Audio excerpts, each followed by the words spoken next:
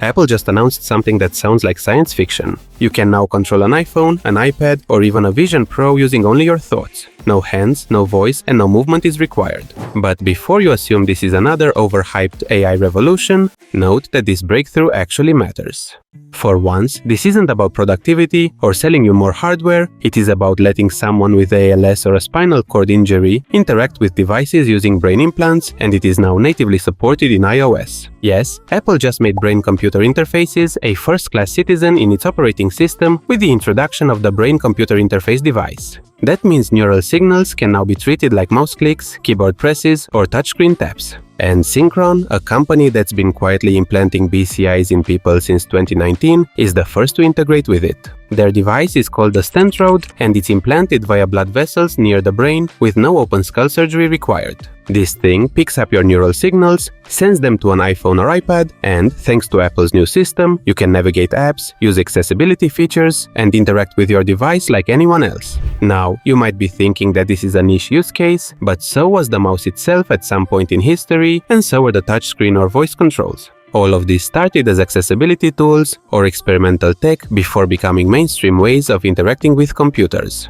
So brain-computer interfaces aren't just a medical tool, they are a new input layer, and Apple just standardized it. Here's where things get really interesting. Synchron's CEO stated that this marks a defining moment for human-device interaction. And he is right.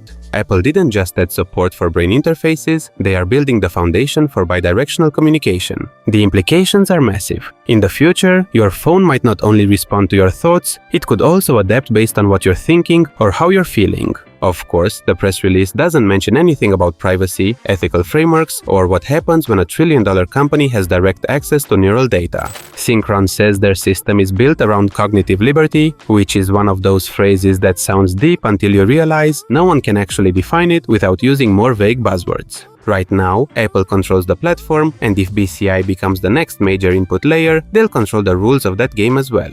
This is groundbreaking, but it also raises the same question we've been asking since the first iPhone. What freedoms do we give up in exchange for convenience?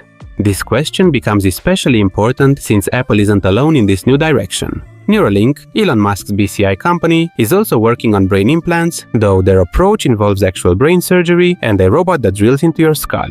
Others like BlackRock Neurotech or Paradromics are pushing towards the same goal of merging brains and machines. So, while today's announcement is framed around accessibility, and that's genuinely important, it's also the first real step toward mainstream consumer neurotech. It's not about replacing the mouse, it's about redefining what it means to interact with technology. And now that Apple is setting standards for how that interaction works, you can bet everyone else in the industry is watching very closely. If you want to keep up with the events and stories that are impacting the world, please consider subscribing to the channel. Until next time, thanks for watching.